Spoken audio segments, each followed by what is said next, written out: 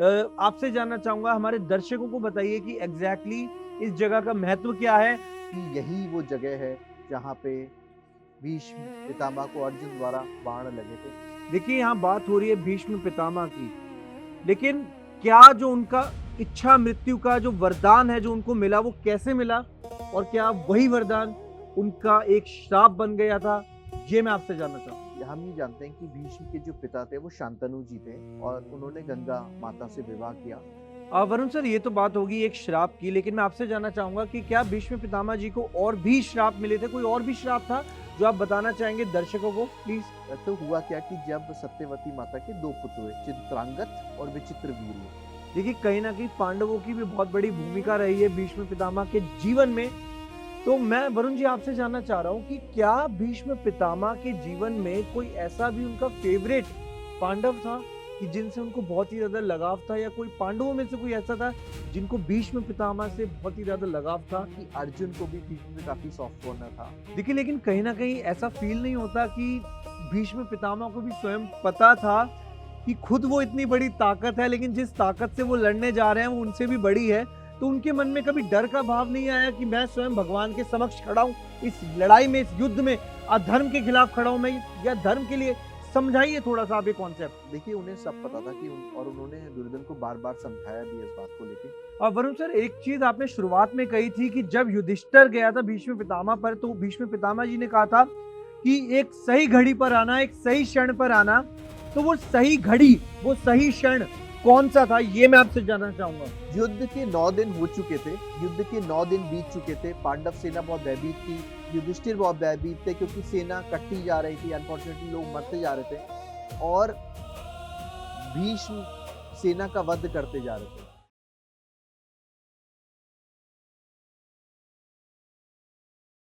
Hello everyone, welcome to our podcast. So देखिए, आज का जो हमारा पॉडकास्ट होने वाला है, स्पेशल होने वाला है।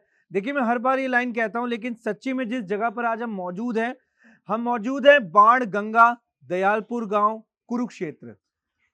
इस जगह का जो महत्व है, ये हम जानेंगे हमारे गेस्ट वरुण गुप्ता जी से। लेकिन मैं आपको कुछ बताना चाहूंगा। जैसा कि आप सभी को पता है, महाभारत का जब युद्ध हुआ था, उसके 10वें दिन एक ऐसी घटना हुई थी। आप लोग बैकग्राउंड में देख के जज भी कर सकते हैं, जिन लोगों ने महाभारत पढ़ी है, जो महाभारत को लेके सीरियस कह लीजिए, या उसके प्रति अपनी जिज्ञासा रखते हैं, उनके लिए पॉडकास्ट बहुत ही बेहतरीन होने वाला है। क्योंकि आज हम उनको कुछ ऐसी बातों से रूबरू कराने वाले हैं जो डेफिनेटली आप लोगों के रोंगटे खड़े कर देगी। और जैसा कि वीडियो में आपको दिख रहा है, इस टाइम बैकग्राउंड दिख रहा है, हम बात करने वाले हैं भीष्म पितामह की। हम बात करने वाले हैं उस पल की जब भीष्म पितामह जी शैया पर चले गए थे। कैसे तीरों ने उनको, कह लीजिए, खत्म सा कर दिया, लेकिन वो एक ऐसी ताकत है जो खत्म नहीं हुई थी। तो जानेंगे हमारे गेस्ट से उनके बारे में और डिटेल से। बिना किसी देरी के इस पॉडकास्ट को स्टार्ट करते हैं। तो हमारे गेस्ट जो मौजूद है, वरुण गुप्ता जी। आपको सबको पता है कि ग्रह रहस्य डिकोडेड चैनल, जो कि बहुत ही ज्यादा प्रसिद्ध है, कह लीजिए, महाभारत से रिलेटेड और साथ साथ कई ऐसी ग्रंथों से रिलेटेड जो आपके लिए बहुत ही ज्यादा इंटरेस्टिंग और बहुत ही ज्यादा ज्ञानवापी चीजें हैं। ये स्टार्ट करते हैं इस पॉडकास्ट को जल्दी से। जय श्री कृष्णा शुभ जी, कैसे हैं आप? All good Varun sir, all good, and thank you for this amazing opportunity that हम इस इतनी भव्य जगह पर हम आज शूट कर रहे हैं। लेकिन मैं आपसे जानना चाहूंगा, हमारे दर्शकों को बताइए कि एग्जैक्टली इस जगह का महत्व क्या है, और कैसे लोग, अगर किसी को यहाँ पर आना हो, कैसे आए वो प्लीज। तो शुभ जी बहुत अच्छा प्रश्न पूछा आपने। हम यहाँ पे बाणगंगा दयालपुर गाँव में हैं इस समय और जैसा कि हम जानते हैं कुरुक्षेत्र के पहले दिन से भीष्म पितामह को प्रधान सेनापति कौरव सेना में बनाया गया था और 10वें दिन उनका प्रादुर्भाव हुआ और वो शैया पे चले गए। तो हमने यहाँ पे काफ़ी पता किया और काफ़ी लोगों से बातचीत भी की और हमें पता चला कि यही वो जगह है जहाँ पे भीष्म पितामह को अर्जुन द्वारा बाण लगे थे और जैसा कि हम ये देख भी पा रहे हैं, यहाँ पे एक प्रतिमा भी भीष्म पितामह की बनी हुई है। 10वें दिन उनको वो बाण लगे, परंतु उन्होंने उस समय अपने प्राण नहीं छोड़े। उन्होंने कहा कि जब तक सूर्य भगवान उत्तर की तरफ नहीं जाएंगे या उत्तरायण नहीं होंगे, तब तक मैं अपने प्राण नहीं छोड़ूंगा।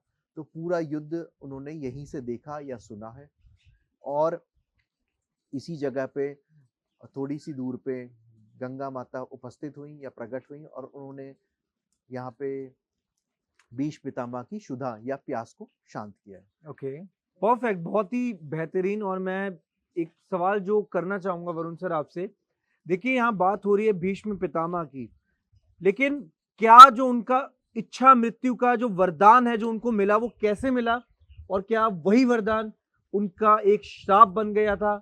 ये मैं आपसे जानना चाहूँगा। हम ये जानते हैं कि भीष्म के जो पिता थे वो शांतनु जी थे और उन्होंने गंगा माता से विवाह किया। तो जैसा कि हम जानते हैं कि जो भीष्म पितामह हैं, उनका रियल नेम देवव्रत था या गांगेय या गंगापुत्र भी कहते हैं। वो शांतनु और गंगा जी के विवाह से उत्पन्न हुई संतान थी। प्राथमिक शिक्षा उनकी देवलोक में हुई। बृहस्पति देवता और अन्य गुरुओं से उनको वो राजनैतिक ज्ञान मिला और परशुराम द्वारा उनको अस्त्र-शस्त्र की विद्या मिली। ओके, तो जब ये युवावस्था में आए तो इनकी माता ने इनको शांतनु जो इनके पिता थे उनको सौंप दिया। जी, अब यहाँ पे शांतनु को एक युवती जिसका नाम सत्यवती था उससे प्रेम हो गया, परंतु सत्यवती के जो पिता थे उन्होंने ये शर्त रख दी कि मेरी बेटी से जो बच्चे होंगे वही हस्तिनापुर के राजा बनेंगे। तो शांतनु दोनों तरह से, एक तो राजा होने के नाते और एक पिता होने के नाते, इस वचन को नहीं दे पाए और बहुत परेशान रहने लगे और उनकी हेल्थ भी बहुत डिस्टर्ब रहने लगी। भीष्म, और जब उनका नाम देवव्रत था खैर उस समय, तो उन्होंने जब ये देखा कि मेरे पिता बहुत बीमार हो रहे हैं, किसी से बात नहीं करते, तो उन्होंने फिर मंत्रियों द्वारा ये पता किया और सारथी द्वारा उन्हें ये पता चला, राज सारथी द्वारा पता चला कि ऐसी-ऐसी घटना हुई है। तो ये उसी सारथी द्वारा सत्यवती से मिलने जाते हैं और सत्यवती के पिता को कहते हैं कि मैं राजकाज नहीं करूँगा। सत्यवती माता से जो पुत्र होंगे वही इस राज्य के उत्तराधिकारी होंगे। परंतु सत्यवती माता के जो पिता थे वो काफ़ी शूर और धूर्त किस्म के थे। उन्होंने कहा चलिए हम मान लिया आप नहीं करेंगे, पर आपकी आने वाली संतानें अगर मेरी बेटी की संतानों को दबाएँगी या रिवोल्ट करेंगी तो क्या होगा? तो यहाँ पे भीष्म ने दूसरी प्रतिज्ञा ले ली कि वो आजीवन ब्रह्मचर्य का पालन करेंगे और कभी भी विवाह नहीं करेंगे, और जब विवाह ही नहीं होगा तो बच्चे कहाँ से होंगे? और उस समय आसमान से उनके ऊपर फूल गिरने लगे और क्या उनका बात है! नाम भीष्म पड़ गया, क्योंकि ऐसी भीषण प्रतिज्ञा उन्होंने ली थी। और उसके सुनते जितने लोग वहाँ थे वो भी सदमे में आ गए, इंक्लूडिंग दाशराज जो कि सत्यवती माता के पिता थे। तो उन्होंने भीष्म ने यहाँ पे कहा कि सत्यवती माता आप मेरी रथ पे बैठिए, अब हम अपने राजमहल को जाएँगे। और वहाँ से उन्होंने अपने पिता का विवाह करा दिया। पिता शांतनु को जब ये पता चला कि ऐसी भीषण प्रतिज्ञा इन्होंने मेरे खातिर ले ली है, तो इन्होंने गदगद होके उन्हें वो इच्छा मृत्यु का वरदान दे दिया। अब यहाँ पे इनसे एक गलती भी हो गई जो प्लीज़, आज हम बात प्लीज़ करेंगे। बताइए। जैसे आपने बहुत अच्छी बात कही कि ये वरदान एक श्राप भी बदल जी, गया। हमेशा इंसान कोई भी हो उसकी एक पर्सनल लाइफ और एक प्रोफेशनल लाइफ है, ओके, और राजा, राजकुमार, युवराजों का एक अलग ही दायित्व होता है अपने राज्य के प्रति। ठीक है। जैसा कि हम देखते आ रहे हैं, शांतनु की जो पीढ़ी थी, वो उत्तराधिकारी केवल जन्म से नहीं चुनती थी। ओके, बर्थ राइट से आप राजा नहीं बन सकते। आप राजा बनेंगे अपने कर्मों द्वारा, अपने नॉलेज द्वारा और अपनी कर्तव्य परायणता अगर आपके अंदर है, तो ही आप राजा बन सकते हैं। तो यहाँ पे भीष्म ने अपने राज्य से ज़्यादा अपने पिता से प्रेम किया, क्योंकि एक सोचने वाली बात है कि जो बच्चे अभी हुए ही नहीं, उनके बारे में हम कैसे कह सकते हैं वो कितने एलिजिबल हैं? बाय कर्मा, बर्थ राइट तो अलग है, कर्मा से वो कितने एलिजिबल है राजा बनने के लिए, क्या उनके अंदर वो योग्यता है या नहीं है। हो सकता है भीष्म ने ये सोचा हो कि क्योंकि मैं रहूंगा जिंदा तो मैं उनको गाइड या उनका मार्गदर्शन करता रहूंगा। दूसरी बात ये कि जब इन्हें ये इच्छा मृत्यु का वरदान मिल गया, तो इन्होंने अपनी जिंदगी में बहुत ज्यादा चीजें देख ली, जैसे द्रौपदी का अपमान, लाक्षागृह, भाइयों भाइयों में नहीं बनना, षड्यंत्र करना, आपस में लड़ाई संग्राम, जो हमने कुरुक्षेत्र में भी देखा है। भाई सभी इनके गोदी खिलाए थे भीष्म के, चाहे इनके पोते हो चाहे परपोते हो, इनके सामने कितने लोग चले गए। भाई जैसे हम बात करेंगे, अर्जुन के एक पुत्र थे जिसके बारे में बहुत कम लोग जानते हैं, इरावन नाम था उनका, वो भी चले गए भीष्म पर्व में ही। तो भीष्म के सामने भी कई कौरव भी चले गए, जैसे दुर्योधन के कई भाई भी काल के गाल में समा गए। तो एक वृद्ध आदमी के लिए ये एक मृत्युतुल्य कष्ट के समान ही है कि उसकी वंश बेला उसके सामने ही खत्म हो जाए। और कहीं ना कहीं वो ये जानते ही थे कि कौरवों और पांडव की सेना में अब कौरवों का तो विनाश निश्चित है, क्योंकि इन्होंने कई बार कहा जहाँ श्री कृष्ण है वहां तो आप उनसे तो कोई जीत ही नहीं सकता। तो एक वृद्ध इंसान के लिए ये सब देखना बहुत ही कष्टकारी है और यही उनका एक बहुत बड़ा श्राप बन गया। वरुण सर, ये तो बात होगी एक श्राप की, लेकिन मैं आपसे जानना चाहूँगा कि क्या भीष्म पितामह जी को और भी श्राप मिले थे? कोई और भी श्राप था जो आप बताना चाहेंगे दर्शकों को प्लीज़? देखिए, ये कहानी थोड़ी-सी लंबी होने वाली है, उसके लिए मैं क्षमा प्रार्थी हूँ। थोड़ी-सी कोशिश करूँगा संक्षेप में बता सकूँ। प्लीज़। तो हुआ क्या कि जब सत्यवती माता के 2 पुत्र हुए, चित्रांगत और विचित्रवीर्य। चित्रांगत, अब यहाँ पे थोड़ा-सा विरोधाभास है जो मुझे कहीं न कहीं लगता है और मैं इस पे रिसर्च कर रहा हूँ। चित्रांगत का झगड़ा या लड़ाई एक गांधर्व से हो गया था ओके, और ये लोग काफ़ी दिन तक कुरुक्षेत्र के मैदान में युद्ध में लड़ते रहे ओके। और उसके बाद चित्रांगत को गंधर्व ने मार दिया। अब यहाँ पे एक विरोधाभास है जो हमारे श्रोतागण को भी हो सकता है लगा हो कि जब भीष्म पितामह वहाँ पे थे और इनके बड़े भाई थे, एज डिफरेंस भी था, तो क्यों भीष्म पितामह ने वहाँ पे चित्रांगद की सहायता नहीं करी और अगर करी होती तो गंधर्व ने चित्रांगद को कैसे मार दिया? और वहाँ पे उन पन्नों में भीष्म पितामह की कोई भूमिका या कोई स्टोरी या कोई परफॉर्मेंस उस युद्ध में है ही नहीं। सिर्फ ये लिखा है चित्रांगद की युद्ध गंधर्व से हुआ। तो भीष्म पितामह उस टाइम पे कहाँ गए थे? क्योंकि भीष्म को तो ये कहीं न कहीं वचन लिया था ना भीष्म ने जी, भी कि वो हस्तिनापुर की रक्षा करेंगे। राइट। तो जब हस्तिनापुर का राजा वहाँ लड़ रहा है, तो भीष्म कहाँ चले गए थे? ये एक विरोधाभास है जिसपे मैं रिसर्च कर रहा हूँ। और श्रोतागण आपसे ये एक छोटा-सा मेरा कह दिए आग्रह है कि अगर आप इसके बारे में कोई प्रकाश डालना चाहें तो प्लीज़ कमेंट्स में ज़रूर लिखें। हम लोगों को अपने रिसर्च में हमेशा हेल्प मिलती है। बिल्कुल। तो यहाँ पे चित्रांगद की डेथ हो गई तो विचित्रवीर्य को राजगद्दी सौंपी गई। अब इनका विवाह नहीं हो रहा था, तो काशीराज ने अपनी 3 पुत्री थी उनकी अम्बा, अंबिका, अंबालिका का एक स्वयंवर रखा। अब भीष्म ने इसको ईगो पे ले लिया कि हस्तिनापुर से कोई आपने क्यों नहीं बुलाया? ये तो हमारे राज की इंसल्ट है। तो ये रथ पे वहाँ पहुँचे, जी, हस्तिनापुर से काशी नगरी पहुँचे और इन्होंने तीनों राजकुमारियों का हरण कर लिया अपने भाई विचित्रवीर्य के लिए, क्योंकि ये तो ब्रह्मचारी थे। ओके। तो इन्होंने विचित्रवीर्य के लिए वो तीनों राजकुमारी का हरण कर लिया। अब आप हरण कर रहे हो किसी राजकुमारी का जिसका स्वयंवर है, तो बाकी राजा जो थे, वो तो बुरा मानेंगे ही ना। एब्सोल्युटली। तो वहाँ पे उन्होंने इसका इनका मज़ाक बनाना शुरू कर दिया और ये लिखा हुआ है सीधा आदि पर्व में कि यहाँ पे इनका मज़ाक ये बना है कि आप ब्रह्मचारी हो पर इतनी खूबसूरत कन्या देख के हो सकता है विवाह करना चाहते हो। अब भीष्म को ताव आ गया, भीष्म ने सबसे युद्ध किया और सबको परास्त कर दिया वहाँ पे। लास्ट में इनकी लड़ाई उस समय शाल्व नरेश से हुई और शाल्व को भी इन्होंने जिंदा छोड़ दिया। अब एक क्षत्रिय को अगर आप युद्ध में जिंदा छोड़ देते हैं, तो कहीं न कहीं वो एक उसकी ईगो पे लग जाता है। या तो वो मृत्यु को प्राप्त हो, तो क्षत्रिय धर्म निभा लिया। लेकिन अगर आप किसी क्षत्रिय को युद्ध में हरा के जिंदा छोड़ रहे हो, तो कहीं न कहीं वो उसकी ईगो मान-सम्मान पे ठेस पहुँचता है। उसके बाद वहाँ पे जब ये हस्तिनापुर पहुँचे, तो अम्बा जो सबसे बड़ी पुत्री थी, इन्होंने भीष्म को बोला कि मैं तो शाल्व को प्रेम करती हूँ और मैंने भगवान के सामने इनको अपना पति मान लिया है। अब भीष्म के साथ दुविधा ये हो गई कि भीष्म पितामह अम्बा की शादी अपने भाई विचित्रवीर्य से भी नहीं करा सकते क्योंकि कहीं न कहीं शिव जी के सामने उसने शाल्व को पति मान लिया है। तो इन्होंने आदर सहित अपनी सेना के साथ शाल्व नगरी में अम्बा को भेज दिया। अब मैंने जैसे बताया कि एक उसको तो ईगो प्रॉब्लम या युद्ध में छोड़ दिया गया था। उसने भी उस धर्म को निभाते हुए अम्बा को स्वीकार नहीं किया कि तुम तो हस्तिनापुर में रह के आई हो। तो उस लड़की की ज़िंदगी वहाँ पे खत्म हो गई, चौपट हो गई। अब वो अपने नाना जी के पास गई अम्बा और उसने अपने नाना जी को सारी स्टोरी बताई कि मैं अब क्या करूँ? तो उसके नाना जी ने कहा चलो हम भीष्म से बात करते हैं जाके कि आपसे शादी कर लें भीष्म। कोशिश करते कन्विंस कर लें। भई वो तो ब्रह्मचारी हैं, तो वो तो शादी नहीं करेंगे ये हमें पता है लेकिन हम कन्विंस करते हैं वहाँ जाके। और ये लगा वहाँ पे एक और प्रश्न उठा कि अगर भीष्म ने बात नहीं मानी, तो फिर हम क्या करें?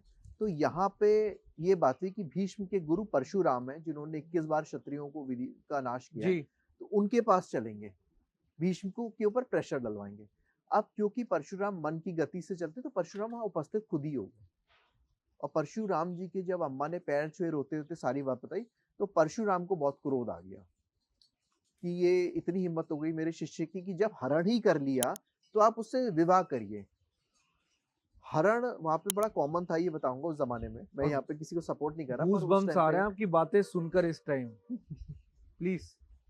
तो हरण का सबसे बड़ा नियम ही यही है कि जब आपने एक कन्या का हरण कर लिया, वो भी उस ज़माने में, तो उसको कोई हाथ और रखेगा ही नहीं, परपुरुष और उसको कोई रखेगा ही नहीं, उस पे विवाह नहीं करेगा, तो आपको उससे विवाह करना ही पड़ेगा। ये परशुराम जी ने वहाँ पे नियम बताया। तो परशुराम जी ने अपना एक दूत भेजा और भीष्म को बुलवा लिया। तो भीष्म आए, पैर छुए उनके। तो भीष्म से उन्होंने कहा कि आपको अब इससे विवाह करना पड़ेगा। आपने ही बहुत ही गलत कार्य किया। तो बोले कि मैंने तो अपने भाई के लिंग का हरण किया। इन्होंने बोला कि मैं किसी और को पति मान चुकी हूँ, तो मैं तो भेज दिया। मेरा क्षत्रिय धर्म यहाँ खत्म है। तो परशुराम जी ने इनको थोड़ा-सा अपशब्द कह दिए।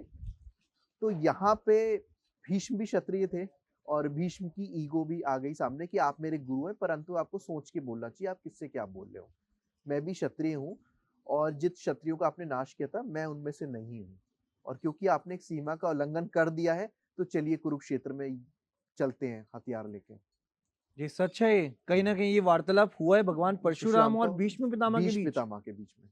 और वो युद्ध फिर वहाँ पे परशुराम जी का शुरू हो गया कुरुक्षेत्र की नगरी में।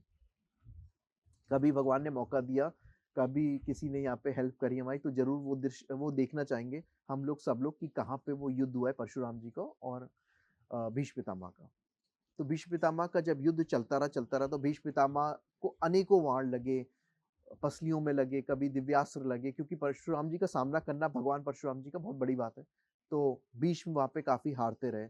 कभी परशुराम जी पे उन्होंने आघात किया। तो 22वें दिन जब ये सो रहे थे और इनके पूरे घाव हो गए थे, तो इन्होंने सपने में सो देखा या कहा गया इनको कि आप प्रस्वापास्त्र ले लिए। प्रस्वापास्त्र क्या होता है कि सामने वाले को सुला देता है युद्ध भूमि में। तो अगर युद्ध भूमि में कोई सो गया तो एक तरह से वो युद्ध विराम हो गया। तो इनसे कहा जाता है कि आप प्रस्वापास्त्र हमारे से ले लीजिए। तो ये प्रस्वापास्त्र लेके अगले दिन जो 23वां दिन था, 23वें दिन तक ये लड़ रहे थे दोनों आपस में, तो 23वें दिन ये गए हैं। और वहाँ पे परशुराम जी ने दोनों ने एक-दूसरे पे, परशुराम जी ने और भीष्म पितामह ने ब्रह्मास्त्र एक-दूसरे पे चला दिया। दोनों ब्रह्मास्त्र आसमान में टकराए और चकनाचूर हो गए। तो इन्होंने प्रस्वापास्त्र का इस्तेमाल करने के लिए वो वेपन निकाला। तो वहाँ से और देवी-देवता भी आए और उन्होंने कहा कि ये आप मत चलाइए, क्योंकि इसकी काट तो परशुराम जी के पास है नहीं, आपके गुरु का अपमान होगा। यहाँ पे गंगा माता भी आती हैं, जो कि परशुराम जी को भी समझाती हैं कि भाई प्लीज़ आप रथ से उतर जाइए, स्टेप डाउन जिसको कहते हैं हो जाइए, क्योंकि इस अस्त्र की कोई काट नहीं और आपके इस भीषण उत्पात से कितने ज़्यादा हानि भी हो रही है, ये भी सोचिए। 23 दिन तक आप लड़े जा रहे हैं। वहाँ पे और ये गीता प्रेस में साफ लिखा है कि परशुराम जी को बहुत ही ज़्यादा कन्विंस करके किसी तरह उनको रथ से उतार लिया जाता है। भीष्म पितामह उनके पैर छूते हैं और वापस चले जाते हैं। लेकिन स्टोरी अम्बा एक स्त्री की वहीं रही। 22 दिन बीत गए, लड़ाई भी हो गई, लेकिन एक स्त्री की व्यवस्था यहाँ हमें साफ दिखती है कि वो स्त्री क्या करे। अब वो स्त्री जो अम्बा थी, वो कहती कि अब मैं तपस्या करूँगी, क्योंकि मैं तो भीष्म को हरा नहीं सकती। तो ये कई साल तपस्या करती हैं और इनको एक बार गंगा माता भी दर्शन देती हैं। ये आदि पर्व में साफ लिखा हुआ है और इनकी कहीं न कहीं एक वर्बल आर्गुमेंट गंगा जी से हो जाती है, क्योंकि गंगा जी कहती हैं मैं तुम्हें वर दे सकती हूँ, पर मुझे बताओ तुम क्यों तपस्या कर रही हो? तो ये बताती हैं कि भीष्म ने ऐसा किया। अब गंगा तो उनकी माता है, वो कैसे वरदान दे देती इनको? तो इस कारण इन्होंने अपने शरीर का त्याग किया और अम्बा के आधे शरीर से एक नदी बन गई और आधे शरीर ने अगले जन्म में एक लड़की के रूप में फिर से जन्म लिया। अब वो फिर स्त्री के रूप में प्रकट हुई, अब उनको फिर दुःख हुआ, लेकिन उनको अपना पिछला जन्म याद था। तो उन्होंने ये सोचा कि अभी भी मैं स्त्री के रूप में प्रकट हुई हूँ, तो मैं कैसे भीष्म को जीत पाऊँ? तो उन्होंने भोलेनाथ की बहुत तपस्या की, भोलेनाथ को प्रसन्न कर लिया। अब जी शिव जी से बड़ा तो कोई है नहीं, तो शिव जी ने कहा कि मैं तुम्हें वरदान देता हूँ कि अगले जन्म में तुम भीष्म की मृत्यु का कारण बनोगे। तो इन्होंने अग्नि समाधि वहाँ पे ले ली है, अपने दूसरे जन्म में अम्बा ने। तो आप ये देख रहे हैं कि कितने जन्मों की आग, कितने जन्मों का प्रतिशोध उनके मन में था या उनके दिमाग में था या उनकी आत्मा पे था, जो तीसरे जन्म में वो पूरा हुआ है और अब भाई हम उसके बारे में बात करेंगे। तो यहाँ पे ये फिर स्त्री योनि में प्राप्त हुई, यानी ये फिर लड़की बनी और इन्होंने फिर वही प्रश्न किया कि मैं तो लड़की हूँ, कैसे होगा? तो शिव जी ने इनको बताया कि आप पैदा तो लड़की के रूप में होगे, परंतु कुछ वर्षों बाद आप पुरुषत्व को प्राप्त होगे, आपको पुरुषत्व आपके अंदर आ जाएगा और इनका नाम शिखंडी रखा गया। ये द्रुपद पुत्री थी या आप कह सकते हैं पुत्र थे, पर क्योंकि द्रुपद को भी शिव जी ने बता दिया था कि आपकी होगी लड़की ही, परंतु कुछ वर्ष बाद वो पुरुषत्व को प्राप्त होगी, तो उन्होंने ये भेद किसी को बताया नहीं प्रजा में कि मेरे लड़की हुई है। इन्होंने सबको बताया कि मेरे पुत्र हुआ है, तो ये पुत्र की तरह ही उसको रखते थे, उसकी ड्रेसअप वैसे ही रहता था। उसके बाद फाइनली शिखंडी का विवाह हुआ, लेकिन क्योंकि वो स्त्री थे, तो वहां पे वो भेद खुल गया कि ये स्त्री स्त्री का विवाह हो गया है।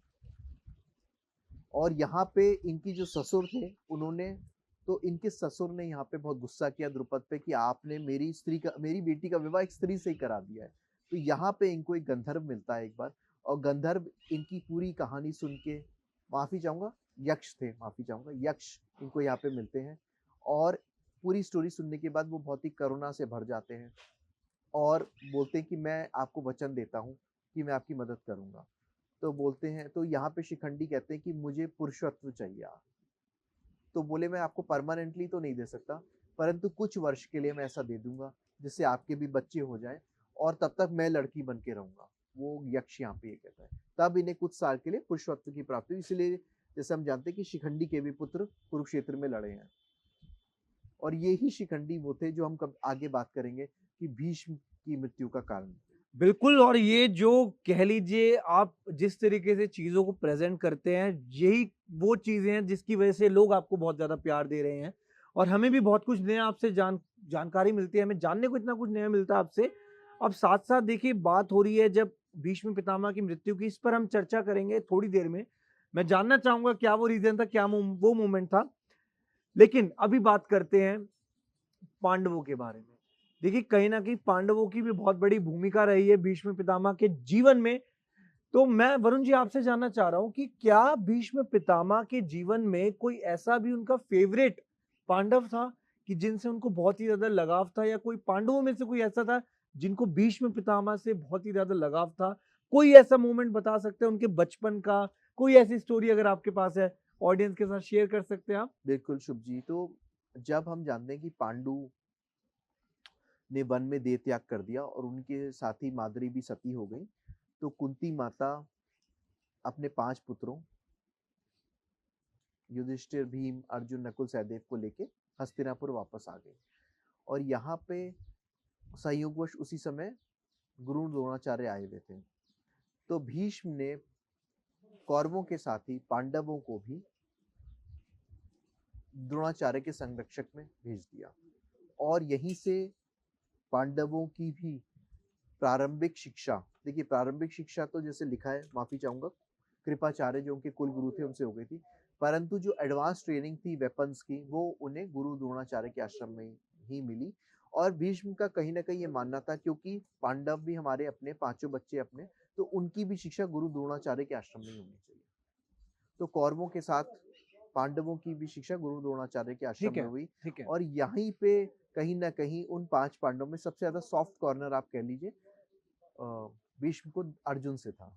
ओके। और ये हमें आगे जानने को मिलता है कि अर्जुन को भी भीष्म से काफी सॉफ्ट कॉर्नर था, क्योंकि कृष्ण भगवान ने कई बार वहां पे अर्जुन को कन्विंस किया है, कहा है कि आप पितामह ना समझिए, आप इनको एक शत्रु समझ के इन पे प्रहार करिए। तो कहीं ना कहीं वो सॉफ्ट कॉर्नर तो था ही। देखिए, मैं आपसे ये भी जानना चाह रहा हूँ कि क्या ऐसा भी हुआ था कि जब महाभारत का युद्ध शुरू होने वाला था, तो कहीं न कहीं अर्जुन ने भीष्म पितामह के जाकर पैर भी छुए थे उनके? ये भी मोमेंट रियल में है, क्योंकि मूवीज़ में तो ऐसा दिखाया गया है कि परमिशन ली गई है, बकायदा युद्ध शुरू होने से पहले आशीर्वाद लिया गया है भीष्म पितामह से। ये तब की बात है जब भागवत गीता खत्म हो चुकी है, अर्जुन रेडी हो गए हैं वेपन्स उठाने के लिए, गांडीव उठाने के लिए। तो सबसे पहले युधिष्ठिर गए हैं, और उन्होंने अपने बड़ों की, जैसे भीष्म पितामह, कृपाचार्य, शल्य, द्रोणाचार्य से आज्ञा ली है। अब यहाँ पे एक आपको बहुत अच्छी बात बताऊंगा, जो या तो कम लोगों को पता है, या फिर हो सकता है कि सीरियल्स में नहीं दिखाई गई हो। तो यहाँ पे एक चीज और है जो या तो कम लोगों को पता है या टीवी शोज में दिखाई नहीं। युधिष्ठिर जब भीष्म के पास जाते हैं, पैर छूते हैं, तो यहाँ पे युधिष्ठिर डायरेक्टली उनसे पूछ लेते हैं कि आप तो प्रधान सेनापति हो और आपको इच्छा मृत्यु का वरदान है, ऐसे में हम आपसे कैसे जीत सकते हैं? तो भीष्म कहते हैं कि अच्छा हुआ तुम मेरे पास आ गए और तुमने युद्ध की मेरे से परमिशन ली, वरना मैं तो तुम्हें श्राप दे देता आज कि तुमने अपने बड़ों पे धनुष उठाया है। दूसरा, अभी वो समय नहीं आया है, एक समय आने दो, मैं तुम्हें अपनी मृत्यु की घड़ी या मृत्यु का राज अपना पूरा बता दूंगा। तो यहाँ पे भीष्म पितामह ने एक हिंट दे दिया है कि उपयुक्त समय में तुम मेरे पास आना। उपयुक्त समय कौन डिसाइड करेगा? श्री कृष्ण डिसाइड करेंगे, भगवान से बड़ा तो कोई है ही नहीं।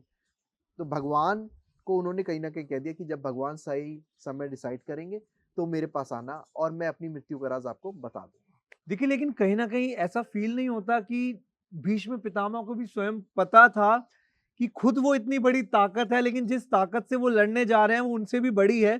तो उनके मन में कभी डर का भाव नहीं आया कि मैं स्वयं भगवान के समक्ष खड़ा हूँ, इस लड़ाई में, इस युद्ध में, अधर्म के खिलाफ खड़ा हूँ मैं या धर्म के लिए? समझाइए थोड़ा-सा आप ये कॉन्सेप्ट। देखिए, उन्हें सब पता था कि उन्होंने दुर्योधन को बार-बार समझाया भी है इस बात को लेके कि धर्म-अधर्म पे तो हमेशा धर्म की विजय होती है। दूसरा, जिसके साथ श्री कृष्ण है, उसको हराना तो असंभव है। परंतु कर्तव्य परायणता और जो वचन उन्होंने दिए थे अपने पिता को, उसके लिए उन्हें तो हस्तिनापुर का साथ देना था। क्यों? क्योंकि पांडवों ने हस्तिनापुर पे अटैक किया था। अब आपकी कंट्री पे अटैक हो रहा है, आपने एक वचन दिया हुआ है, तो आप तो एज़ अ सुप्रीम कमांडर अपनी कंट्री की रक्षा करेंगे ही ना। आप उस समय तो वहाँ जाके मिल नहीं जाएँगे, चाहे कितने भी नाते रिश्ते हों। एक एक आदमी का एक अंदर का पुरुषार्थ होता है, एक आदमी के अंदर की एथिक्स होती हैं, वो तोड़ नहीं सकता। दूसरा, भीष्म पितामह इतने बड़े क्षत्रिय धर्म को पालन करने वाले थे, तो खैर वो डर के मारे तो नहीं जाते, पर धर्म के मारे वो कृष्ण भगवान के साथ जा सकते थे, क्योंकि उन्हें पता था कृष्ण भगवान है। तो ये एक वो रीज़न हो सकता था जिसके लिए वो जा सकते थे। परंतु जो वचन उन्होंने दिया हुआ था, हस्तिनापुर से जो वो बंधे थे और उनकी कंट्री पे अटैक हो रहा था, तो वो कैसे उस समय वो युद्ध छोड़ के चले जाते। वरुण सर, बहुत ही अच्छे से आपने चीज़ों को समझाया, लेकिन कहीं न कहीं अगर हम बात होती है कर्ण के बारे में, तो कर्ण का क्या रिलेशन रहा था भीष्म पितामह के साथ? थोड़ा-सा ये भी बता सकते हैं आप?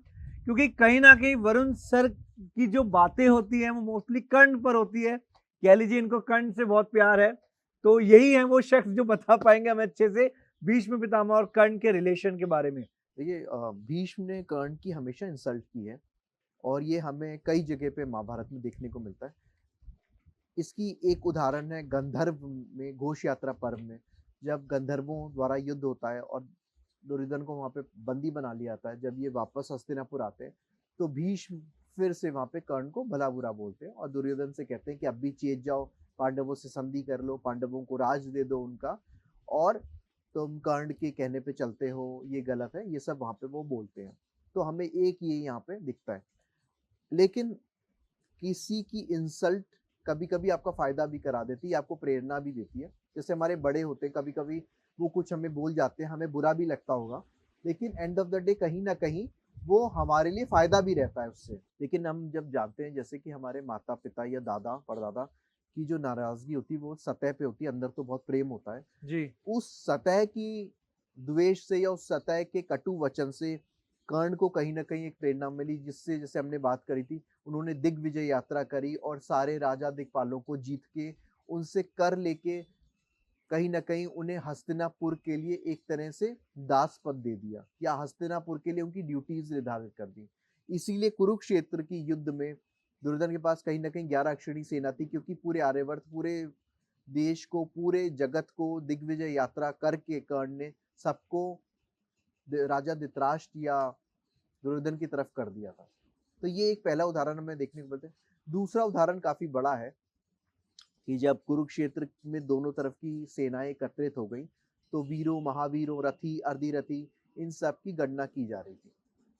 तो यहाँ पे भीष्म पितामह ने जान के कर्ण को अर्धरथी बोल दिया था कि ये रथी से भी आधा है ओके। और ये बोलते ज़्यादा हैं, कुछ कर नहीं पाते और उनके पास एक कवच कुंडल थे, वो भी इन्होंने दे दिए, तो अब ये किसी काम के नहीं रह गए। तो इनको मैं रथी भी नहीं मानता, रथी का आधा मानता हूँ। यहाँ पे कर्ण को लगता है कि पूरी सेना के सामने उनकी एक इंसल्ट हो गई और जब एक प्रधान सेनापति ही उनकी काबिलियता को या योग्यता को नहीं मानता, तो वो युद्ध क्यों करे? तो कर्ण के काफ़ी वहाँ पे भीष्म के साथ उवाच या कन्वर्सेशन है और भीष्म से वो ये कहते हैं कि प्रधान सेनापति का मतलब होता है कि आप पूरी सेना को एकत्रित करें, यूनिटी रखने दें। हम युद्ध के बिल्कुल स्तर पे खड़े हैं और युद्ध कभी भी हो सकता है और आप ऐसी बातें करके फूट डाल रहे हैं। मैं दुर्योधन की वजह से आपकी बातें सुनता हूँ, परंतु आप इतने वृद्ध हैं कि आपको ये सब बातें नहीं कहनी चाहिए। वीरता जो होती है वो आयु की गुलाम नहीं होती, वीरता जो होती है वो एक आत्मा का बल है। तो वो कर्ण यहाँ पे बोलते हैं कि अब मैं वन को जा रहा हूँ और मैं कुरुक्षेत्र में तब तक भाग नहीं लूंगा जब तक भीष्म पितामह हैं।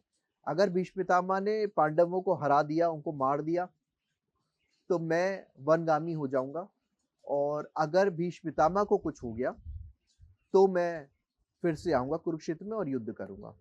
यहाँ पे भीष्म पितामह एक और बात कह देते हैं जो और ज्यादा चिंगारी से एक ज्वाला की तरफ प्रज्वलित हो जाती है। जी। वो ये कहते हैं कि मैं किसी भी पांडव का वध नहीं करूंगा।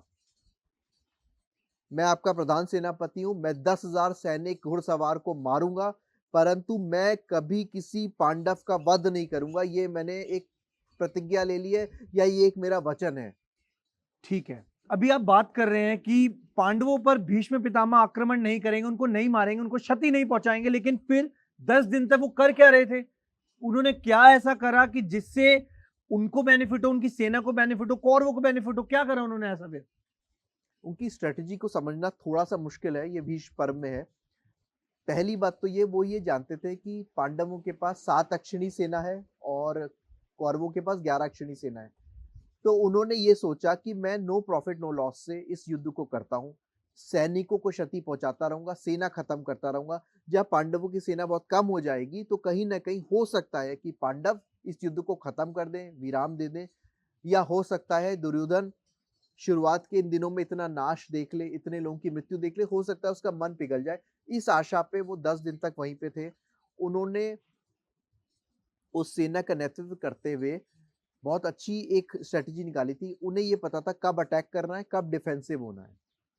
तो उस केस में जो ब्लड शेड था दोनों तरफ से बहुत कम हुआ। देखिए, युद्ध तो होता है, युद्ध होगा, आगे भी सेनाएं आपस में लड़ेंगी और सैनिकों की डेथ भी होगी, जी।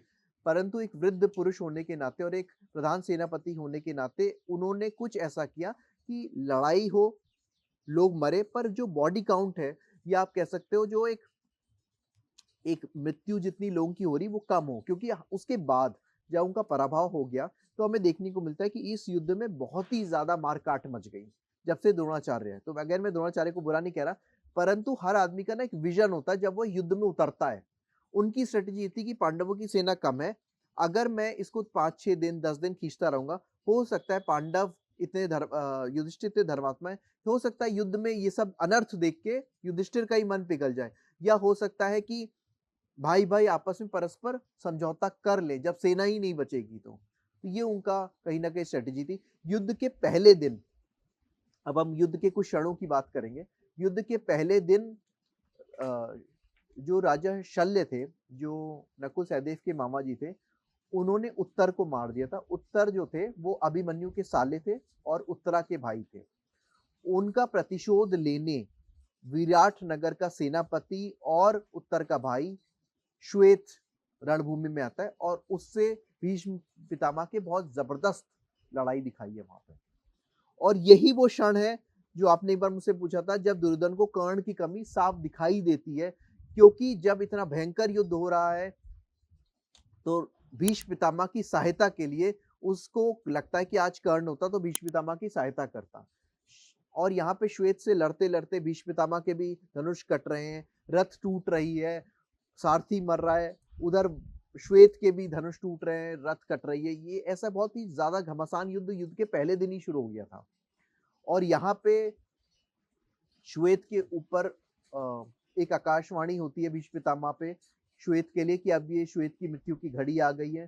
तो यहाँ पे भीष्म पितामह अपने बाण को अभिमंत्रित करके ब्रह्मास्त्र का संधान करते हैं और वो श्वेत के छाती में लग जाता है, जिससे श्वेत की डेथ हो जाती है। तो यहाँ से जो आगे के दिन है, इसमें इन दिनों में अर्जुन के पुत्र इरावन की भी डेथ हो जाती है। इरावन का जिक्र बहुत ही कम होता है और यहाँ पे भी अर्जुन बहुत ज्यादा रोते हैं, उनका वहां पे बहुत ज्यादा इमोशनल साइड दिखाया है। आगे एक और बात कहना चाहूंगा अपने दर्शकों से जो कि फिल्मों में नहीं दिखाते। घटोत्कच भीमपुत्र युद्ध के पहले दिन से ही कुरुक्षेत्र में थे, जो कि फिल्मों में नहीं दिखाया था। फिल्मों के हिसाब से वो केवल 14वीं रात को आए थे, ऐसा नहीं था, वो पूरी जगह वहां पे थे। उनका युद्ध 3 बार हुआ है। पहले भागदत्ता जी के साथ हुआ था, तो भागदत्ता जी से वो डर के पलायन कर जाते हैं। एक बार उनका दुर्योधन से युद्ध होता है, दुर्योधन को हरा देते हैं धनुष बाण में, परंतु वहां पे घटोत्कच माया करने लगते हैं, जिससे दुर्योधन की जान जोखिम में आ जाती है। और यहाँ पे जैसे एक बड़ा समझाता है, वैसे भीष्म ने वहाँ पे दुर्योधन को समझाया है कि तुम एक राजा हो, राजा को केवल राजा से लड़ना चाहिए, तो तुम युधिष्ठिर से ही लड़ो। बाकी औरों के लिए मैं हूँ और मेरी सेना है जो आपको सुरक्षा प्रदान करेगी। क्योंकि एक सेनापति का कर्तव्य है कि वो अपने राजा की भी रक्षा करे और सेना को भी इस स्ट्रेटजी से चलाए कि कम लॉसेस हो पर सामने वाले पे ज़्यादा कैजुअल्टीज़ हों। ये कहीं न कहीं उन्होंने समझाया है और दुर्योधन ने इस बात को माना भी है। और एक चीज़ और बता दूँ, फ़िल्मों में जो दिखाते हैं कि दुर्योधन की बहुत ज़्यादा वहाँ पे हीटेड आर्ग्यूमेंट भीष्म पितामह से हो रहे थे, इतने आर्ग्यूमेंट्स नहीं हुए, आर्ग्यूमेंट्स हुए हैं, पर कहीं न कहीं दुर्योधन ने उनसे शांति से एक जैसे बड़े से बात की जाती है, वैसी भी की है, जो हमें फ़िल्मों या सीरियलों में नहीं देखने को मिलता है। और वरुण सर, एक चीज आपने शुरुआत में कही थी कि जब युधिष्ठिर गया था भीष्म पितामह पर, तो भीष्म पितामह जी ने कहा था कि एक सही घड़ी पर आना, एक सही क्षण पर आना। तो वो सही घड़ी, वो सही क्षण कौन सा था, ये मैं आपसे जानना चाहूंगा। युद्ध के 9 दिन हो चुके थे, युद्ध के 9 दिन बीत चुके थे, पांडव सेना बहुत भयभीत थी, युधिष्ठिर बहुत भयभीत थे क्योंकि सेना कटती जा रही थी, अनफॉर्चुनेटली लोग मरते जा रहे थे और भीष्म सेना का वध करते जा रहे थे। तो उनको अब यहाँ पे एक भय महसूस हुआ, जो उसने श्री कृष्ण से कहा कि श्री कृष्ण मुझे कुछ समझ में नहीं आ रहा है, ये तो हमारा सेना खत्म होती जा रही है और युद्ध तो विराम ही नहीं ले रहा है। तो श्री कृष्ण ने कहा युधिष्ठिर अगर आप चाहें तो मैं ही अस्त्र शस्त्र लेके निकलता हूँ और युद्ध भूमि में लड़ाई करता हूँ और फिर देखते हैं क्या होता है। युधिष्ठिर ने कहा कि भगवान आप मेरे वजह से अपनी प्रतिज्ञा मत तोड़ें, क्योंकि आपने प्रतिज्ञा ली है या एक वचन दिया कि आप अस्त्र शस्त्र नहीं उठाएंगे, तो मैं ही यहाँ पे भीष्म के पास जाता हूँ। तो अर्जुन, युधिष्ठिर ये सब भीष्म के पास जाते हैं और उनसे कहते हैं कि पितामह अब हम वो चीज़ आपसे मांगना चाहते हैं जो आपने पहले हमसे कहा था कि उपयुक्त समय आना। तो श्री कृष्ण ने अब हमें आज्ञा दी, हम यहाँ पे आए हैं। तो यहाँ पे भीष्म बताते हैं कि कोई अगर लड़की हो, कोई स्त्री हो या युद्ध से भाग रहा हो, तो मैं अपना धनुष उसके ऊपर नहीं तानता हूँ और मैं उस पे लक्ष्य भेद नहीं करता हूँ। और ऐसी स्थिति में अगर कोई मेरे पे बाण चलाएगा तो मैं उसका सामना कैसे कर पाऊंगा, क्योंकि मैं तो धनुष रख दूंगा अपना। तो यहाँ पे अर्जुन शिखंडी के पास जाते हैं और शिखंडी से कहते हैं, क्योंकि शिखंडी बड़े भाई थे द्रौपदी के, तो शिखंडी से कहते हैं कि मुझे आज आपकी मदद चाहिए, आज आपके नेतृत्व में युद्ध होगा और मैं आपके पीछे रहूंगा। तो शिखंडी बहुत प्रसन्न हो जाते हैं, क्योंकि जैसे हमने कहा वो अम्बा के ही अगले के अगले जन्म, मतलब तीसरे जन्म में शिखंडी थे। तो वो ये कहते हैं कि हाँ ठीक है, मेरे नेतृत्व में युद्ध होगा। अब यहाँ पे दुर्योधन को पता चल जाता है कि ऐसी कोई स्ट्रेटजी होने वाली है, तो अपने पूरे सैनिक सेना को भीष्म के आसपास ही लगा देते हैं। यहाँ पे दुशासन युद्ध के 10वें दिन दुशासन भीष्म पितामह के चक्र रक्षक बने और चक्र रक्षक का काम है कि सैनिकों से और आसपास के अन्य पांडु सेना से अपने सेनापति की रक्षा करें। ओके, तो यहीं से वो 10वें दिन की अब यहाँ से शुरुआत हुई है। चलिए, तो बात होगी 10वें दिन की शुरुआत की। तो यही वो घड़ी थी कि जब भीष्म पितामह की मृत्यु का कारण बनी। लेकिन मैं वरुण सर आपसे जानना चाहूंगा कि भीष्म पितामह को एक्चुअल में किसने मारा, और जब मारा क्या वो मोमेंट था, वो प्लीज शेयर कीजिए, क्योंकि बहुत ज्यादा जरूरी है। जिस जगह पर हम आज मौजूद हैं, हम इसी पल को याद करना चाहते हैं और आपसे जानना चाहते हैं एक्चुअल रियलिटी, एक्चुअल फैक्ट्स, जो रिसर्च करके आपने हम सबके लिए पेश करने वाले हैं। प्लीज बताइए। तो युद्ध के 10वें दिन दुर्योधन ने भीष्म को एक तरह से कह सकते हैं चढ़ा दिया था, या भीष्म बहुत ज्यादा उस दिन क्रोध में थे, तो भीष्म ने सेना का संहार बहुत भयंकर किया। 10वें दिन भीष्म ने 25-25 हजार सैनिकों को अकेले मारा है, पूरे पूरे घुड़सवार गिरा दिए भीष्म पितामह ने। पांडव सेना में खलबली मच गई थी और ऐसा लगता है वहां पे एग्जैक्टली क्योंकि कोई फोटोग्राफ्स तो थी नहीं उस जमाने में जो कोई क्लिक कर लेता, पर ऐसा लगता है कि शिखंडी आगे चल रहे थे और अर्जुन उनके पीछे थे, और शिखंडी के तीर जब भीष्म को लगते थे तो ऐसा लगता था कि छू के निकल गए हों, कुछ उनको असर नहीं होता था, क्योंकि शिखंडी की कलाई में वो दम ही नहीं था जो भीष्म के छाती के तीर आर पार कर दें। और यहाँ पे जब अर्जुन के तीर आते थे और भीष्म को लगते थे, तो भीष्म को ऐसा लगता था कि सच में अर्जुन के तीर यहाँ पे लग रहे हैं। और यहाँ पे पूरे पूरे योद्धा जितने हम जानते हैं, अभिमन्यु, धृष्टद्युम्न, शिखंडी, सात्यकी, युधिष्ठिर, भीम सबने एक साथ भीष्म पे आक्रमण किया है। तो एक ग्रुप अटैक फॉर्मेशन थी वो भीष्म पितामह पे अटैक करने की, और भीष्म ने सबका सामना किया। परंतु एक घड़ी ऐसी आ गई जहाँ पे उनको एक देववाणी सी हुई कि अब भीष्म तुमने बहुत कुछ कर लिया, अब अपने अस्त्र शस्त्र यहाँ पे रख दो। तो उस समय भीष्म पितामह का धनुष टूट गया था। तो उन्होंने एक दूसरा धनुष, बहुत ही बड़े आकार का धनुष उठाया, और उन्होंने कहा मैं युद्ध तो कर रहा हूँ, परंतु वहां पे देववाणी हुई कि अब आप अपना धनुष रख दीजिए। तो यहाँ पे भीष्म ने अपना धनुष एक तरह से त्याग कर दिया। अब यहाँ पे युधिष्ठिर ने कुछ बोला जो मुझे पर्सनली अच्छा नहीं लगता। जब इनका धनुष बाण कट चुका था तो उन्होंने तलवार और ढाल उठा ली थी। तो युधिष्ठिर अपने साधारण सैनिकों को बोलते हैं कि जाओ भीष्म का वध कर दो, भीष्म को पकड़ लो। मुझे लगता है कि एक सेना और एक शत्रु के नाते ही तो ये बात सही है, पर जिन पांडवों के प्रति भीष्म को इतना सॉफ्ट कॉर्नर था, भीष्म पितामह इतना प्रेम करते थे, उनकी डेथ का कारण एक साधारण सैनिक बने, ये तो उनका बहुत बड़ा अपमान है, मुझे ऐसा लगता है। खैर वो सैनिक कुछ कर नहीं पाए, लेकिन युधिष्ठिर ने ऐसा उनको वहां पे बोला है। पर वहां पे भी वीरोचित भीष्म पितामह ने उन सबको उत्तर दिया है।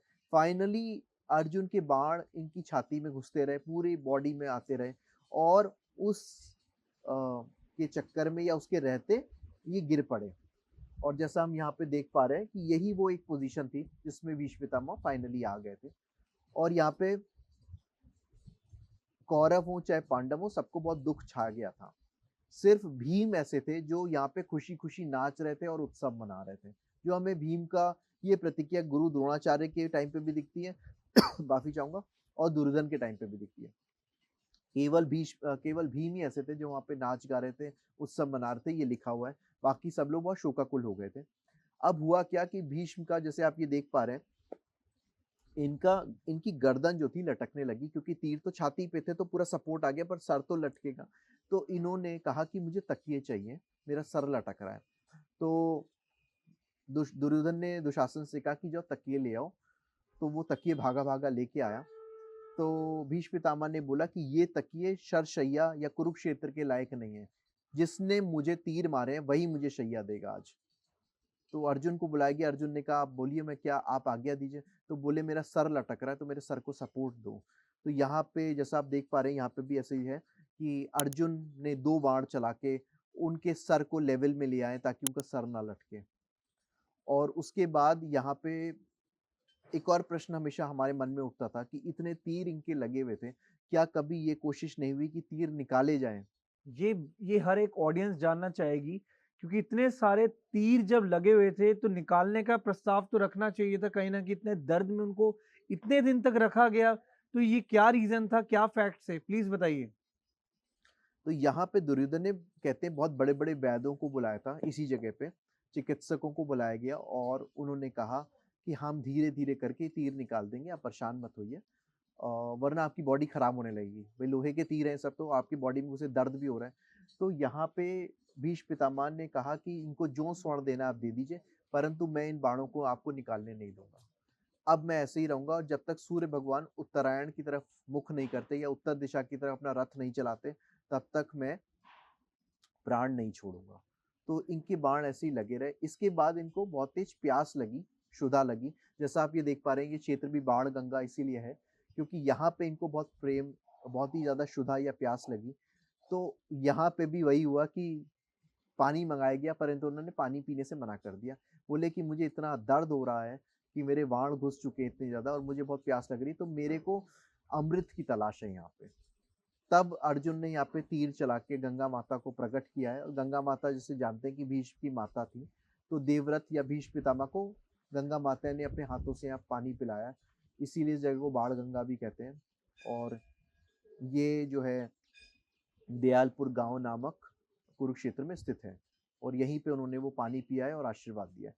और उसके बाद उन्होंने दुर्योधन को पुनः समझाया है कि संधि कर लो, अभी भी कुछ नहीं बिगड़ा है, परंतु ऐसा हम, जैसा हम जानते हैं कि कुछ नहीं है। वरुण सर, बहुत ही इमोशनल मोमेंट है कहीं न कहीं, लेकिन मैं आपसे जानना चाहूँगा कि आप बहुत ही ज़्यादा, कह लीजिए, एक ऐसे किरदार है भीष्म पितामह जिसको आप अपनी ज़िंदगी से भी जोड़ते हैं कहीं न कहीं। आप अपनी लाइफ़ से कैसे कनेक्ट करते हैं भीष्म पितामह को, कुछ बता सकते हैं ऑडियंस को? जैसे मैं हमेशा कहता हूँ, भीष्म पितामह को मैं अपने पितामह की तरह देखता हूँ, क्योंकि मेरे पितामह की भी डेथ जो है कोविड में अनफॉर्चुनेटली हो गई थी। और मैं उनसे मिल नहीं पाया। वो ज़िंदगी भर मुझे एक अफ़सोस रहता है। तो जब भी मैं भीष्म पितामह के बारे में पढ़ता हूँ, बोलता हूँ, तो बहुत इमोशनल हो जाता हूँ कभी-कभी। और मुझे ऐसा लगता है कि जैसे जब मैं भीष्म की लास्ट में कर्ण के साथ एक कन्वर्सेशन है, जो भीष्म वध पर्व में लास्ट में कहा गया है कि भीष्म और कर्ण का रहस्यमय संवाद। तो जैसे एक पिता, माँ, एक दादा अपने पुत्र को, अपने पोते को समझाता है, वैसे कर्ण के साथ इनकी बहुत इमोशनल एक बातचीत है, जो कि बी आर चोपड़ा साहब ने भी बहुत अच्छी तरह से दिखाई है। तो कर्ण लास्ट में भीष्म पितामह के पास आते हैं और कहते हैं कि अब जैसे आप कुरुक्षेत्र से विमुख हो गए हैं युद्ध से, तो अब तो मैं अपने वचन निभाने के लिए अब तो युद्ध करूंगा, तो मुझे आशीर्वाद दीजिए, आपने तो कभी मुझे वीर ही नहीं माना। जी। तो यहाँ पे सैनिक थे आसपास, तो भीष्म पितामह उन सैनिकों को जाने के लिए कहते हैं। कर्ण को यहीं से लेटे लेटे गले लगाने की प्रयत्न करते हैं और कहते हैं कि मैं नहीं चाहता था कि भाइयों भाइयों में युद्ध हो। मुझे नारद जी द्वारा ये पता चल गया था कि जी। तुम कुंती के पुत्र हो, और क्योंकि तुम दुर्योधन का तुमने साथ दिया हमेशा, तो मैं ये नहीं चाहता था कि ये वैर इतना बढ़ जाए कि भाई भाई आपस में युद्ध करें। ओके। तुम जब अपना तीर धनुष पे रखते हो, उसको संधान करते हो और उसको छोड़ते हो, तो तुम कृष्ण और अर्जुन के समान ही हो। ये वहाँ पे भीष्म पितामह ने कर्ण को बोला है। और ये भी उन्होंने कहा है कि तुम ही थे जो काशी नगरी में जाके भानुमति को लाए थे और तुमने दुर्योधन का विवाह कराया था। तुम ही थे जिन्होंने जरासंध को हरा दिया था और जरासंध ने खुश होकर अपनी मालिनी नगरी आपको दी थी। और आप ही थे जिन्होंने एक ही रथ में पूरी दिग्विजय यात्रा करी थी। तो बेटा, मैंने सिर्फ आपको ये बातें इसलिए बोली कि आपका मोराल लो हो, आपका तेज कम हो और आप युद्ध में भाग ना ले पाओ। वरुण सर, एक और चीज़, ये तो चलिए बात होगी उस पल की, उस घड़ी की, लेकिन अभी अभी देख पा रहे हैं आप कैमरे में भी काफ़ी लोग हैं जो भीष्म पितामह को बहुत पूजते हैं और बहुत उनका सम्मान करते हैं। लेकिन एक्चुअल रीज़न क्या है? क्यों ऐसा माना जाता है और इसके पीछे क्या भाव है लोगों का? ये मैं आपसे जानना चाहूँगा। देखिए, यहाँ पे कई चीज़ें हैं। एक तो इन्होंने अपने पिता के लिए अपनी सारी ज़िंदगी निछावर कर दी। एक इतना बड़ा भीषण प्रतिज्ञा लेना कि मैं ब्रह्मचारी रहूँगा, कभी विवाह नहीं करूँगा और मेरे से कभी मैं कोई बच्चे उत्पन्न नहीं करूँगा, बहुत बड़ी बात होती है। दूसरा, धर्मपरायणता एक बहुत बड़ी चीज़ है, जो भीष्म ने यहाँ पे दिखाई है और कोशिश यही की है कि युद्ध रुक जाए, परंतु युद्ध तो रुकना नहीं था। तो वो श्रद्धा है और एक कहीं न कहीं उनका एक वो भक्ति भाव है, जो हमें कहीं न कहीं देखने को इस पूरी महाभारत में मिलता है। बहुत सुंदर, बहुत सुंदर। और जैसा कि आपने बताया कि 3 जन्म लग गए अम्बा जी को बदला लेने में, कह लीजिए जो गुस्से का भाव था, तो क्या लगता है भीष्म पितामह की जो अगर उम्र की बात करें तो क्या हमें उनकी उम्र पता लग सकती है, कितने वर्ष रही होगी? देखिए, वैसे तो कहीं पे ये लिखा नहीं है, परंतु करीब-करीब मुझे ऐसा लगता है कि डेढ़ पौने 200 साल तो होगी ही। गॉट इट, ठीक है, परफेक्ट। नमस्ते चंद्रशेखर जी, कैसे हैं आप? सर मैं ठीक हूँ, प्रसन्न। तो जैसे हम बाण गंगा पे यहाँ पे खड़े हुए हैं, तो इसके बारे में कुछ हमारी ऑडियंस को बताइए कि इसकी हिस्टोरिकल सिग्निफिकेंस क्या है? बाण गंगा का जैसे ही नाम आता है, सुनने वाले का और जानने वाले का मन स्वतः ही जिज्ञासा से भर जाता है, श्रद्धा से भर जाता है और एक दिव्य चरित्र की ओर अधिक जानने की इच्छा पैदा होती है, जिनका नाम है भीष्म पितामह। भीष्म पितामह 10वें दिन, जैसा कि हम जानते हैं, 10वें दिन, युद्ध के 10वें दिन वो गिर गए थे अपने रथ से और बाणों से आहत हुए। यहाँ वो शरशैया पर थे। अब कुछ ऐसा इतिहास यहाँ जानने में आया है। जब मैं यहाँ 96 में आया था तो मैंने यहाँ एक सूचना पट्ट देखा था, जिसके ऊपर लिखा था कि जनश्रुति है कि। जनश्रुति को, इस शब्द को साधारण मत समझिए, जनश्रुति को प्रमाण माना गया है। जो सीधे अर्थ में लिखें तो थोड़ा सा कईयों को आपत्ति हो सकती है। अब बाण गंगाएं जो हैं, दो हैं। एक तो है घोड़ बाण गंगा, जैसा कि इतिहास बताता है महाभारत का, और दूसरी है बाण गंगा स्वयमेव। तो घोड़ बाण गंगा जो है, वो सरस्वती मैया के कैचमेंट एरिया में मानी गई है, लेकिन उसका जगह का नाम और इतिहास कुछ और है, क्योंकि वहाँ महाभारत के युद्ध के बाद एक ऐसा खोदा गया था गड्ढा, जहाँ पर सारे के सारे जो अस्त्र थे उनको दबा दिया गया था। इस विचार के साथ कि मापन इन दोबारा अस्त्रों दोबारा। से जनहानि बहुत हुई है, ये नरक है। इनको इस यही दबा विचार के देंगे। साथ उन्होंने सारे अस्त्र अपने दबा दिए थे। उस जगह का नाम भीष्म कुंड रखा गया। भीष्म कुंड, भीष्म कुंड नरकातारी, क्योंकि नरक नरक उतरा है में सारा का गया। सारा यहाँ, तो इसलिए इस जगह का नाम नरकातारी है, भीष्म कुंड है। वहाँ गांव बस गया है। एक अलग ये साधारण सा जवाब है अपने आप ही। और यहाँ चूंकि गंगे मैया दयाल हुई, मैया को दया आ गई कि कल तेरा बेटा यहाँ गिरेगा तो यहीं सफाई कर ले। गंगे मैया ने जाना उसके लिए जगह बना दी थी, और इसीलिए इस गांव का नाम दयालपुर पड़ा, क्योंकि यहाँ गंगे मैया जो है ना वो द्रवीभूत हुआ उनका चित्त, और वो यहाँ आई दयामय गंगा दया माता में। यहाँ पे दूसरा प्रकट हुई। एक कॉन्सेप्ट और भी है, जब केडीबी बनता है, कुरुक्षेत्र विकास बोर्ड की स्थापना होती है, तब जो परिस्थितियाँ अधिकारीगण के सामने आई वो थोड़ी सी विचित्रता लिए हुए थी। यहाँ पूछने आए वेरिफिकेशन के लिए, अधिकारीगण यहाँ आए संस्तुति के लिए, तो पूछा कि भाई आप बताइए इस जगह का इतिहास। तो यहाँ जो व्यक्ति थे उस समय वो ससोपंज में पड़ गए, क्योंकि इस तीर्थ के निमित्त की 8 एकड़ ज़मीन है। जो रेवेन्यू रिकॉर्ड है वो बोलता है अंग्रेज़ों के समय का, वो बोलते हैं कि यही प्रामाणिक जगह है। ये धर्मदास जी की जिंदा समाधि है। और विशेष बात यह है, हनुमान जी महाराज की यहाँ कृपा हो जाती है। जो सच्चे भक्त हैं वो जी। यहाँ अगर थोड़े दिन ध्यान कर लें, थोड़े दिन तपस्यारत रह हो जाएं, तो यहाँ उनको दर्शन हो जाते हैं उनके। ये बड़ा स्पष्ट सा है संकेत।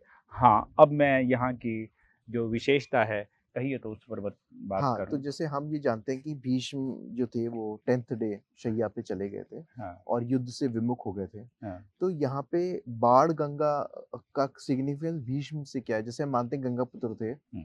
तो बाण गंगा को भीष्म से हम यहाँ पे कैसे जोड़ पाएँगे? ये हमारे श्रोतागण जानना चाहेंगे। देखिए, करीब 300 से अधिक बाण थे जो भीष्म पितामह के शरीर को जो है भेद करके बने हुए थे। उन शैया पर लेटे हुए थे भीष्म पितामह। जी, उन्हें जब प्यास लगी है तो उन्होंने चाहा है कि मुझे जल पिलाया जाए। जी, तो अर्जुन ने बाण चलाकर यहाँ अ, गंगे मैया के आगमन को प्रशस्त किया था। ये वो जगह है, जी। और सरकार ने इसको संरक्षित किया है। घाट जो बनवा इसकी दिया है। घाट, ये जो स्थिति है, ये स्पष्ट बताती है कि यहाँ तीर्थ चला है। अच्छा, गोलाकृति है, अच्छा। क्योंकि वो अभी शायद दर्शक नहीं देख पा रहे होंगे, आप मेरे साथ आएंगे तो मैं दिखाता हूँ। तो 1 सेकंड जैसे गोलाकार आकृति आप कह रहे तो क्या तीर के कोई निशान हैं? हाँ, अच्छा, ये ओके। ये तीर का निशान है जो उसको पुष्ट किया गया है, सॉलिड रूप दिया गया है उसी आकृति को। ये 25 या 26 सीढ़ियां हैं इस सरोवर में नीचे, और उसके बाद जाके एक कुआं है। अच्छा, आज भी कुआं है उसके नीचे, उसको संरक्षित किया गया है। और सरकार ने, चूंकि जनमान्यता है, ये आस्था से जुड़ा हुआ है, तो इसको अपना सहयोग भी दिया है। सहयोग दीजिए। दूसरा, इसकी जो प्राचीनता है, हजारों वर्ष पहले की, ये जो लाखोरी ईंटों से बना हुआ देवस्थान है, हुँ, ये हुँ, भी हुँ। प्रमाणित करता है कि ये सचमुच ये एक प्रामाणिक जगह है। तो जैसे हम ये जानते हैं कि उसके बाद भीष्म पितामह ने युद्ध में कभी भाग नहीं लिया। नहीं तो लिया। फिर जब तक उत्तरायण में सूर्य भगवान नहीं गए तो यहीं पे भीष्म पितामह रहे। यहीं पर थे, यहीं पर उन्होंने अपनी मृत्यु को रोके रखा। जिस समय सूर्य नारायण जो हैं वो उत्तरायण की तरफ गए अग्रसर हैं हुए। संक्रांति हाँ, के दिन, उस दिन उन्होंने देह को छोड़ दिया था। ठीक, इच्छा मृत्यु का वरदान था उन्हें। ठीक। धन्यवाद आपका सो मच और हम ज़रूर वो जगह देखना चाहेंगे, ऑडियंस भी देखना चाहेगी कि वो आइए। तीर का निशान है। सर आप वो अभी 2 मिनट पहले वो तीर वाली बात बता रहे थे। मैं भी बहुत उत्सुक हूँ जानने के लिए। तो वो तीर वाली बात हम ज़रूर जानना चाहेंगे। ये देखिए, ये जो गोल आकृति है, अर्जुन ने यहाँ से तीर मारा है हुँ, तो गोल आकृति बन गई है। इतना वो चौड़ा जी, प्रभाव पड़ा था जब भूमि के ऊपर, वहाँ से जलधारा निकली है। और आज भी हमने उस स्थान को प्रिजर्व रखा है। ये आप क्रमशः 26 के करीब सीढ़ियाँ हैं। जी। इनसे उतरने के बाद वहाँ एक कुई मिलेगी आपको। कुई, कुई, कुआँ और कुई में कुई। अंतर होता है। हाँ, हाँ, हाँ। हाँ, तो कुई है अब भी। हुँ, और वहाँ से जल स्रोत निकला है और भीष्म पितामह के मुख में जाकर ऐसे सीधा प्रोजेक्टाइल मोशन पे जाके। प्रोजेक्टाइल मोशन में जाके वहाँ गिरा है। तो जैसे हम देख रहे हैं भीष्म पितामह की जो प्रतिमा है वो वहाँ पे है। हाँ जी। तो आप ये कहना चाहते हैं कि ताकि हमारी ऑडियंस समझ पाए कि भीष्म पितामह वहाँ थे, अर्जुन ने 3 मारा, तो ये वहाँ पे जो कुई बनी है गोलाकृति उससे बनी। हाँ, उससे वो पानी उससे सीधा पानी सीधा उनके फव्वारा ऐसा हाँ, ये उनके प्रमाण है, अपने आप में ही प्रमाण, जी। स्वतः प्रमाण, स्वतः सिद्ध है। हुँ। और ये एक और है आस्था से जुड़ा हुआ एक जी। यहाँ के भक्तराज हुए हैं, वो मेहंदीपुर बालाजी गए थे, जी। तो वहाँ से आहूत एक प्रतिमा है हनुमान जी महाराज की। यहाँ के लोग बहुत आस्था से यहाँ पूजन अर्चन करते हैं, हुँ, हुँ। तो हनुमान जी महाराज का यहाँ ये स्थान भी है छोटा-सा। तो मैं और अपने दर्शकों से निवेदन करूँगा कि कृपया यहाँ पे आइए। ये दयालपुर में बाणगंगा के नाम से है और हमने जो अभी अपना पॉडकास्ट किया यहीं पे किया जैसा हम जानते हैं। तो कृपया इस जगह को आइए, देखिए हमारी सांस्कृतिक धरोहर और इतिहास में जो-जो पन्ने लिखे गए हैं, आइए और उनको प्रत्यक्ष रूप में देखिए कि जो हमारे इतिहास में या धर्म ग्रंथों में लिखा गया है, वो यहीं पे हुआ है। जी, जय श्री राम, जय श्री कृष्णा। एंड बहुत ही अच्छा लगा चीज़ों को जिस तरीके से हमने समझा। काफ़ी कुछ जानने को मिला इस पॉडकास्ट में, इस पावन धरती पर जब हमने पैर रखा, हमें भी कुछ ऐसी एनर्जीज़ फ़ील हुई और बहुत अच्छा लगता है कि हम ऐसी बातें आप लोग तक पहुँचा पा रहे हैं और हम चाहेंगे कि आप इस जगह पर आइए जिससे आपको पता लगे एक्चुअल फैक्ट्स क्या हैं। क्योंकि जितनी हम अपनी तरफ से कोशिश करते हैं आप लोगों तक कुछ ऐसी चीज़ें पहुँचाने की, एंड अगर आप लोगों को मज़ा आया कमेंट करके अपना ओपिनियन शेयर कर सकते हैं। कोई भी आपके प्रश्न हैं, किसी भी किरदार को लेके महाभारत के, आप ज़रूर कमेंट कीजिए। वरुण जी डेफ़िनेटली कोशिश करेंगे सही समय पर आपका जवाब देने के लिए। एंड मिलते हैं आपसे दोबारा से एक ऐसे ही अमेजिंग पॉडकास्ट में, ऐसे ही महाभारत पे। This is Shubhi signing off from our podcast. Thank you so much everyone and again thank you so much Varun ji. बहुत-बहुत धन्यवाद आपका इतना ज्ञान देने के लिए। Thank you so much. Radhe Krishna. जय श्री कृष्णा।